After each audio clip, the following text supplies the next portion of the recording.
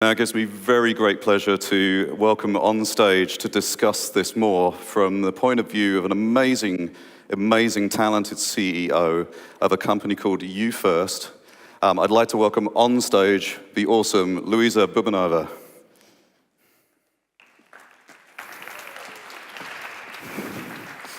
Thank you. Let's sit down and discuss this. Oh my goodness. Lujza, how are you doing? I'm a little nervous. You're a little nervous. That's okay. Nervous, but I was told in the backstage that being nervous is good because I really care. Yeah, nervous energy is actually a good thing. We like nervous energy. Before we get into talking about this from the perspective of your experience of being a CEO, being a founder, creating something that you think is going to do really good things for people, for companies, for marketers, for organizations. I just want to put it out there that we do have the Slido app. Go to Slido. We do want to get some really great questions from you. So please go to Slido, join the TechChill, I think it's TechChill 19 or TechChill 2019, and ask those questions. They'll pop up here and we'll get to some of those later. Talking about mental health in general, Lujza, tell us a little bit about your sort of origin story of how you started Youfirst, just so that everyone can get a picture of what you're doing. So, I think that the very descriptive characteristic of myself is just being out of my comfort zone. I am a big believer of the theory that if you're staying in your comfort zone, nothing special really happens. So I kept on throwing myself into situations that eventually evolved into Youfirst, but this is my fourth company now. One was a complete failure when we had a dispute that ended up between the founders. One of them was just like, meh, I don't care about this anymore. And the third one was a little bit of an exit, but a really, really tiny one. So experience kind of grew because I was never afraid to go into places where other people maybe didn't feel secure. And coming from Slovakia, which is obviously a post-communistic country, we were all taught at school that having a solid, stable job and security is the way to go. And I kind of always rebelled against that. So I think that's what brought me here. But also it brought me to this topic of mental health. And I think that with Stewart, we kind of connected over this topic because it really became an important issue to talk about, and every single founder should really understand that their psyche is a vulnerable thing and it can break. You don't even know when. Yeah, I mean it's hard. I've been a founder of several companies myself. We're talking the same language. That's one of the reasons we connected in the first place, and I don't really feel a lot of times that people that are getting themselves into this understand necessarily the pressures that await them. Sometimes it's their first foray into this, and so everything is completely unknown. What can we tell people about what it takes to really be a founder of something? What are some of the issues that you've faced with any of your companies that have really caused you serious issues and caused you, those problems where you are worried about your mental health state in those moments? I think a very important part is to understand that people have different perceptions of things. Just like I'm looking at 3 bottles of water, somebody else can remember something completely different about the same picture. And it's very important to understand, and even if a daily communication that's the message that you're trying to send might be perceived very differently, and therefore there are situations that might become very emotional, and keeping those emotions under certain control is crucial to growing, basically. So when it comes to good advices of how to become a founder, I think learning to observe yourself is crucial to then understanding what really drives you, what really stops you from being productive, and how it affects your stage, whether it's mental or even physical sometimes. Yeah, I mean, tell me about specific examples where, you had an issue come up and you were worried about, the way that was affecting you.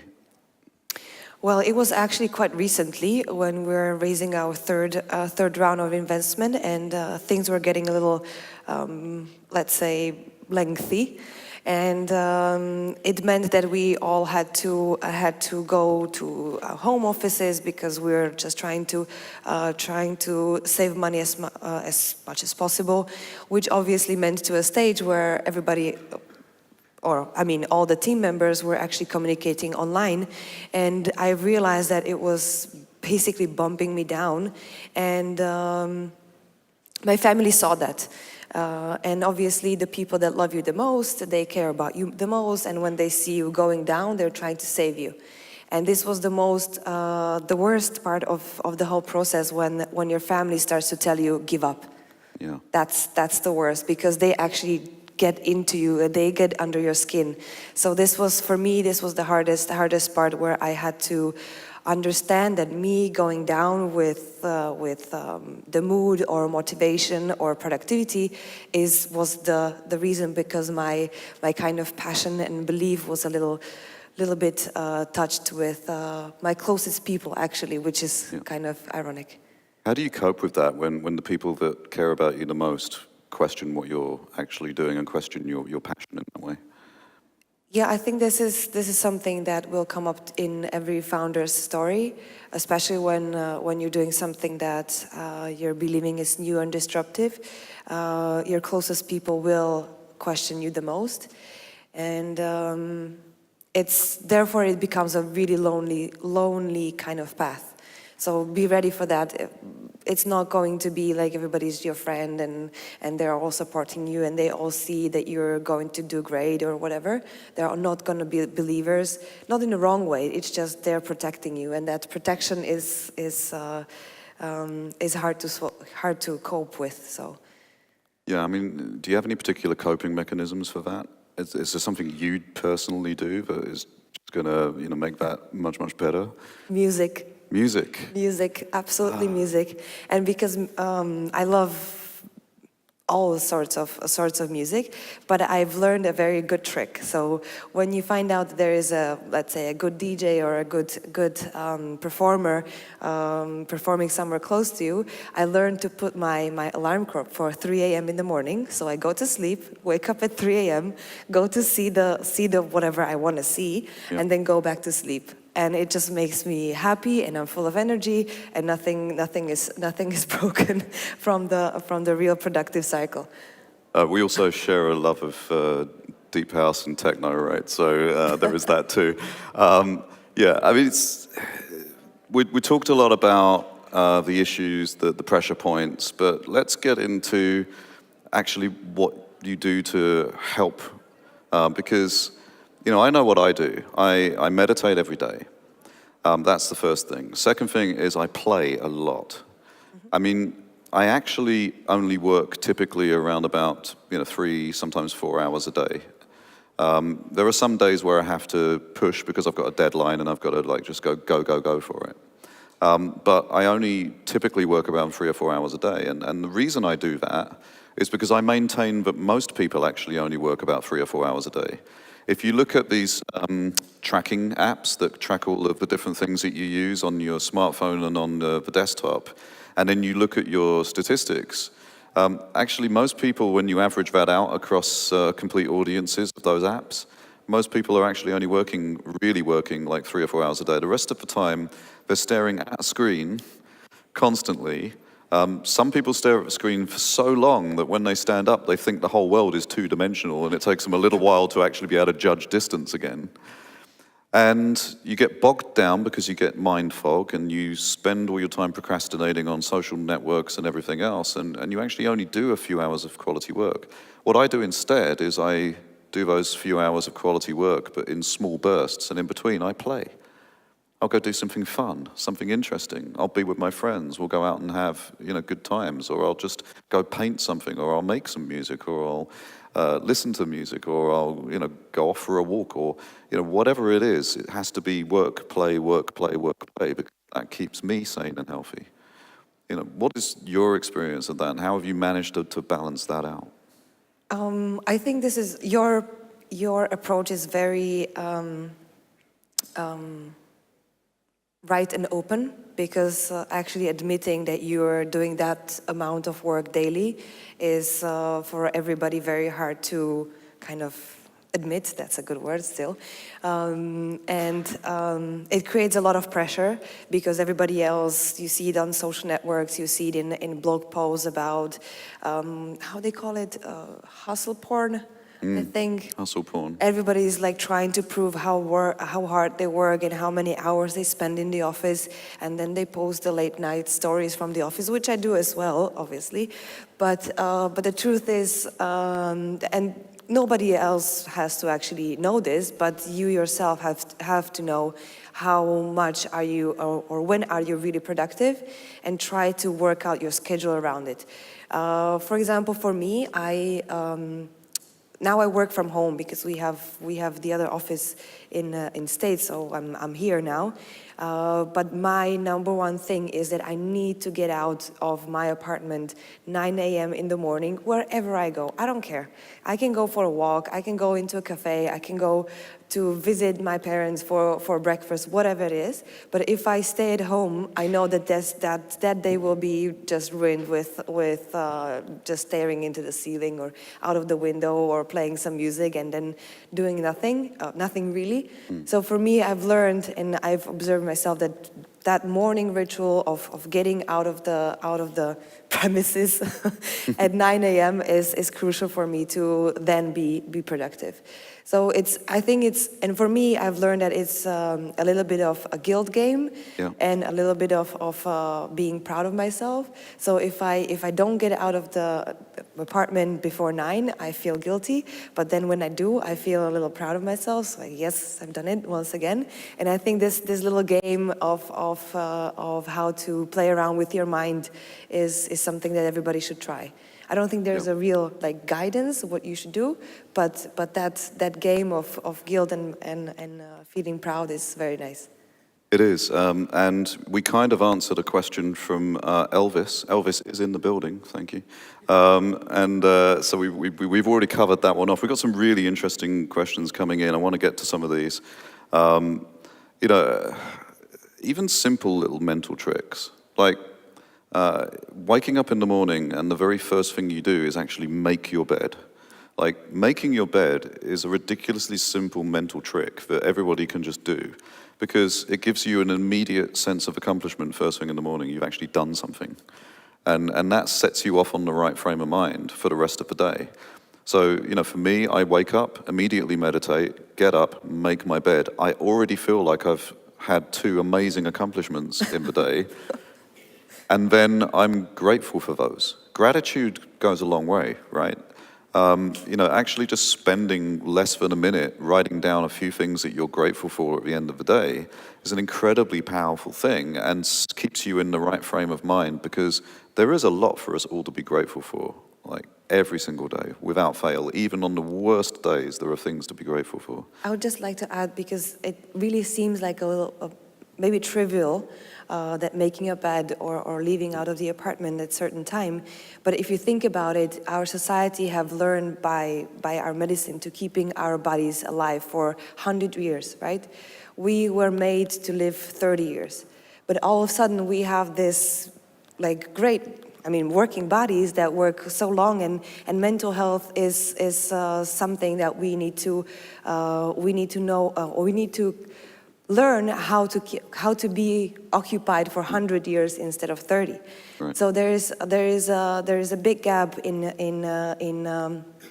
I think what we really will see about mental health coming up when it comes to maybe new technologies, approach to how education will be taken upon, how our lives will evolve. Because what do you do when you have kids and they're all grown up? And now what? what's the next goal?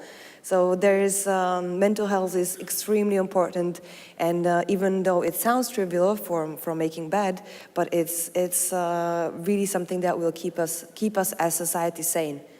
Yeah, absolutely. Alexander asks a question which is deeply important. How do you rescue somebody from drowning mentally if you're not sure how well you can swim yourself? First of all, great use of metaphors. Alexander, if you're not a writer already, come and talk to me afterwards. We'll talk about that. I'll weigh in for a minute, and then Lujza, give me your response to that. First of all, like, knowing yourself is incredibly important.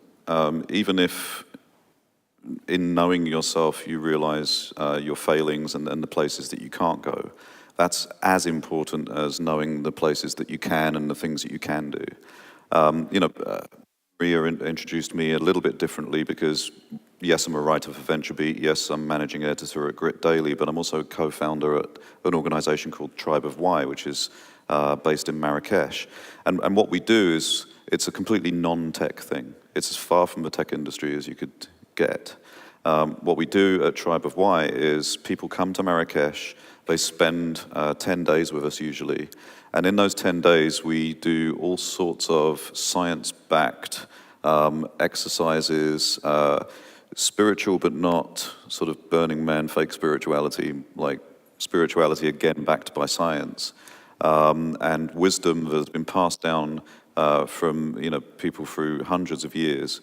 And we help people to find their purpose in life, to work out how to get there, to set their intentions, and to remove any blockages that are stopping them from being creative, from being able to live this life of purpose, being able to reach their purpose.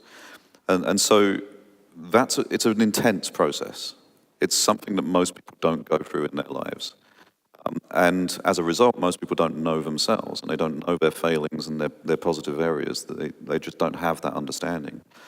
So having that understanding of yourself is very, very important, because then you will get a sense of whether you are a helper, whether you're a listener, whether you're somebody that can actually assist someone who you see as metaphorically drowning. If you're not that person, find people that can help the person that you've identified as having, some kind of issue. Go talk to that person and say, how are you? Say hello. If you're a founder, please consider getting, a therapist or a counselor or somebody with experience to come into your organization on a weekly basis and just be there for people to talk to. That's so much more effective and powerful than a ping pong table. Getting somebody to come in and actually just talk from a professional perspective, that's way, way more effective than putting in some kind of novelty game or something like that to somehow fool yourself that that's helping with people's mental health, because it's really not. It's good for exercise, obviously, and we advocate for exercise because that helps. But if you can't be the one to have that conversation with people and help them, you can at least be the one to bring those people in so that they can help. What do you think, Lujza? From my own kind of experience, helping somebody that is mentally drowning is very hard, because that's probably a person that you're close to, because you can recognize the symptoms, or you see that there is something changing in the path. The only thing that kind of helped me when I was feeling down was when a person basically mentally stripped down in front of me. So I was basically listening to stories that were similar. I was actually seeing some kind of relevancy, because it's not only me who's having troubles, and actually this person loves me enough or cares for me enough to say the biggest secrets and pains and whatever it is out loud, and it kind of gave me courage to do the same. So maybe that could be a good idea to think about, is to really just lead the way and be the first one to talk openly about what really bugs you and what's keeping you up during the nights. Oh, fantastic. We have a question here from the infamous hacking group Anonymous. What is an effective way of dealing with negative comments and opinions from your closest friends or family when trying to make your own idea work? We touched on that a little bit earlier, but do you want to give any specific solution that you had to that problem? I think for me, it always comes back to perspectives. So if you are the one who is able to understand what could be the motive or the perspective that the person is using those negative comments as a way of communication to you, you might understand a little bit more about their value for you. Sometimes negativity is good because, for example, for me it is very good. I like it a lot because it kind of makes me go like, aha. Right. And that's a very, very good motivation.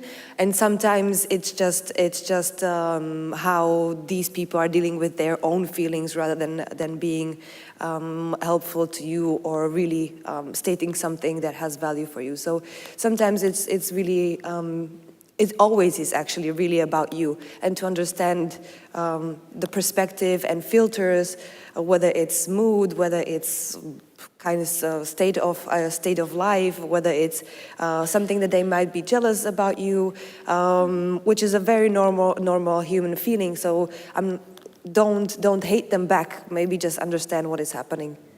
Yeah, and that's a very important point. You know, typically when people have negative comments for you, the negative comments are not really for you. It's actually just a mirror of themselves. So they're putting on you something that they're feeling. You know, the way I like to deal with negative comments coming to me is to basically say, you know, okay, I really understand what you're saying, but let's talk that through, because I feel like this is more about you than me, and you know, let's discuss it openly. Once you discuss it openly, you actually then realize that yes, they're actually holding up a mirror to themselves at this point. And typically what happens with me, because I am a helper kind of character, is I'll assist them and help them, and we'll work through what is actually their negativity, not my negativity. You know, I'm an incredibly positive person. You know that. I know. Right? It's annoying. I'm just kidding. And a lot of that is just in reframing. You know, if we think about it from a purely science-backed basis, if you reframe things in a positive way, and if your brain gets used to you using positive language, if we go back to the original research on neuro-linguistic programming, which was Dr. Richard Bandler back in the 1970s, they found that positive language, positive reframing on a regular basis actually remap the neurons in your brain, and it even affects your body language at that point. You actually start to have positive body language. And the rule of life is that the communication that you receive is entirely equivalent to what you put out. So if you put out positive body language, positive framing, positive messaging, positive vocabulary, you will typically get positive results back. So that's one thing that you can change in yourself in terms of protecting yourself from negativity, because it's hard for people to be negative to you when you're a positive framer. But at the same time, when people are giving you negative, negativity in general, just think about whether that's actually about you, or whether it's just something where, if you talk it through with them, you can actually help them to reframe. Because most things can be reframed in a positive way. We're not using positivity as a mask, though. It's not smoke and mirrors, and we're just saying, oh, everything's happy, because then that's as bad as living a perfect social media life. But we do need to talk these things through in a more effective way. One more question before we wrap. And this is kind of linked to this last one, but how do you deal with other people's disruptive emotions in the work environment? It's an interestingly worded question, because I can't tell whether this person, who is also from the famous hacking group Anonymous, is saying that they're upset when people are disruptive in the work environment, or if they're concerned when people are disruptive in the work environment and they want to help. But either way, yes, there are people that are disruptive. How can we help those people? How can we, maybe assist them? How can we give them the right tools, the right environment to help them to thrive, so that maybe they're not being disruptive, but that their energy can be used in much more positive ways? It's the question is so wide. It's very hard. First of all, I would say that disruptive emotions is something that you are actually judging from your point of view, because those are emotions, and it's very possible that they might not click together, and that might cause the little bit of dispute or some sort of miscommunication. However, being kind is probably one of the best things that you can do, and sometimes kindness melts even the angriest Shrek around, and I think that for me that was always the best solution to anything like this, because people are just not bad by themselves. They might be bad at certain situation, at certain stage of their life, or just because they were brought up in a hostile environment, whatever it is. Kindness was always a good solution for me, at least. Yeah, I think, and you've made a very important point there, which is that people are generally good. Like, so hands up if you're a serial killer. No? Nobody? Just me, okay. Yeah, I raised the hand. Oh, you raised your hand. I could see you. You don't want to start me giving you side eye. So, you know, people are generally good. People are generally seriously really good. Actually, we have the data on this. Did you know that we live in the safest time in the history of humankind right now? It doesn't matter what you see on the news and social media and the prevalence of, you know, a small issue becoming a massive worldwide global scale issue. The fact is we live in the safest times. We live in a world where we're actually happier than we ever have been. But there are still times when we have bad behaviors, and it's behavior that we can change. What I would love from being able to talk to you all today about mental health, being able to work with you today, Lujza, and discuss this issue, what I would love is for all of us to change our behavior, just as we said earlier, in terms of not chastising people when they fail, in terms of lifting everybody up and helping them to rise and level up.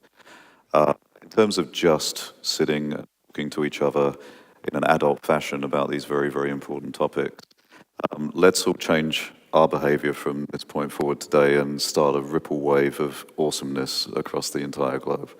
Lujza, thank you so much for joining me. Thank you, audience, for listening to this. We hope you have an amazing rest of TechChill. Thank you so much. Thank you. Good.